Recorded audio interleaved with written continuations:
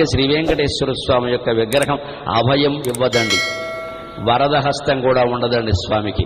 ఎప్పుడూ కుడి చెయ్యి ఇలా కిందకి ఉంటుంది. ఏం మాట్లాడదామని మనం వెంకటేశ్వర స్వామి దగ్గరికి వెళ్ళినా ఆయన ఏమంటాడు, నోరు మూసుకో కిందకి చూడు, నోరు మూసుకో కిందకి చూడు, అంతే. ఇంక రెండు మాట్లాడదు ఇక్కడ.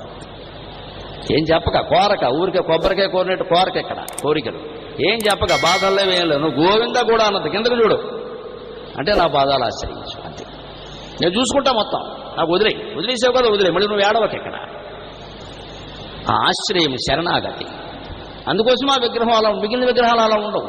లలితాదేవి విగ్రహం వేరు, రాముడి విగ్రహం వేరు, కృష్ణుడి విగ్రహం వేరు, వెంకటేశ్వర స్వామి విగ్రహం వేరు.